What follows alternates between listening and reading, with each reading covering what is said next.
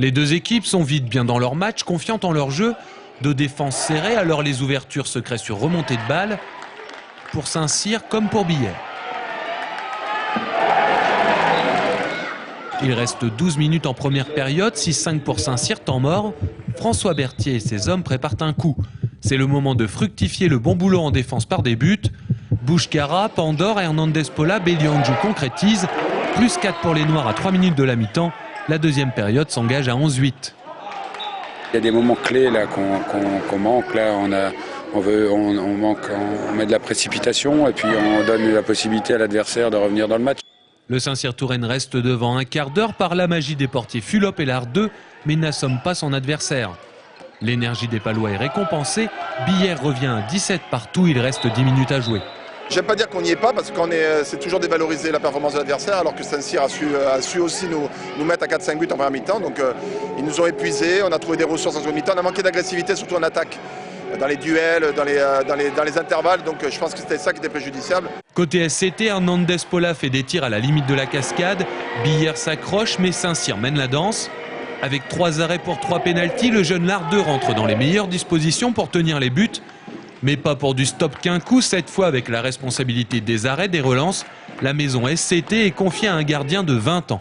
J'avais la rage et c'est pour ça que je regardais le temps, j'avais envie de gérer les choses. D'habitude, je suis toujours, je prends un but ou je le prends pas, je suis speed. Que là, il fallait vraiment poser toutes les choses pour que l'attaque derrière puisse être utilisée à bon escient, quoi.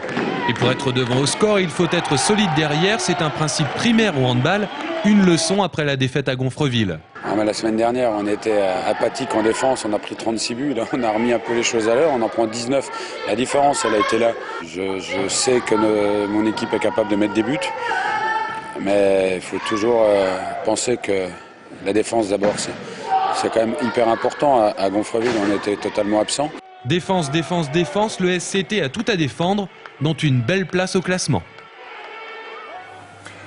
Mais alors, que se passe-t-il dans la tête d'un gardien de hand au moment du pénalty? Bah écoutez, regardez la réponse.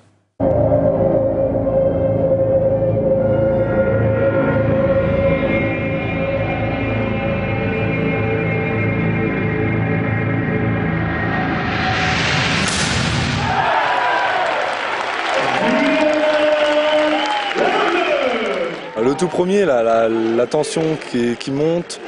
Je rentre sur le terrain, c'est la première fois que je rentre. J'avais pas envie de sortir d'ici sans le l'avoir. Et j'ai écouté aussi les conseils du coach. On a bien joué tous les deux en fait, moi et le tireur. On n'a pas arrêté de jouer sur les gestes. Je voyais où il partait. En même temps, il prend son bras. Le deuxième penalty, il met le bras bien extérieur. Je sais qu'il va croiser, donc là c'était fini. On a joué ensemble en fait, dès qu'il avait un qui s'est fait passer, on a fermé, comme je disais, en défense, mais après il y a les gardiens qui ont fait beaucoup les arrêts, qui étaient monstrueux. Les deux, Julien il a arrêté 3 pénaltys, alors c'est exceptionnel. Déjà, on a pris que 19 buts, les gardiens ils étaient forts. Les gardiens ça appartient à la défense, donc je pense que ce match-là, même les 2 premiers matchs, on a gagné en défense. On a bien défendu, on a pris 19 buts. Après, si on prend que 19 buts, c'est presque sûr qu'on va marquer plus que 20 buts. En fait, c'est ça, on gagne un match qu'en défense. Donc par rapport à Gonfreville, on a bien défendu. Puis on était l'esprit, c'était. Enfin, on voulait vraiment gagner ce match-là. Je sais pas si je peux le dire à la télé, c'est pas grave. Il fallait qu'on ait un peu des couilles. Et l'année dernière, on n'a pas eu de couilles chez nous, on s'est fait bouger chez nous. Et c'est pas normal, quoi. C'est vraiment, je sais pas, c'est même au basket où il n'y a pas trop de fautes, il n'y a pas trop de contact, ils bougent les gens chez eux. Et nous, l'année dernière, on le faisait pas. Alors que le hand, c'est un sport de contact. Et cette année, on s'est promis, déjà à la fin de l'année dernière, on s'est dit que si on restait en D2, on essaierait de tout donner pour être au moins invaincu à la maison. Et au moins, même si on perd, il faut vraiment qu'il soit plus fort que nous et qu'il la veuille vraiment plus que nous pour gagner. Si c'est un objectif par rapport à notre budget, on va dire qu'on veut finir 10e ou 11e comme notre budget. Mais bon, on a suffisamment de bouteilles et suffisamment d'expérience. On voudrait assurer un maintien tranquille pour aller chercher une 6e, 5e place, pour essayer d'améliorer notre place de l'année dernière. J'ai un groupe jeune qui est mêlé avec de l'expérience. Donc il faut qu'on travaille. Après, il y a beaucoup d'aléas, vous savez, entre une 4e place, une 8e place par rapport aux blessures, par rapport à la réussite. C'est tellement de choses. Donc on verra, on travaille. Et puis tout ce qui est bon à prendre, on le prendra en tout cas.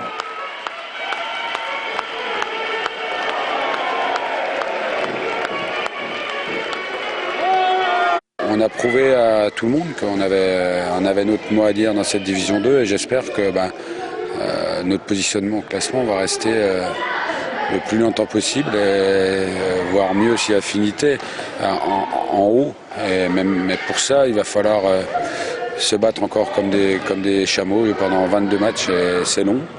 C'est long et court à la fois, donc on va profiter déjà de cette victoire et puis on verra déjà pour la suite la semaine prochaine.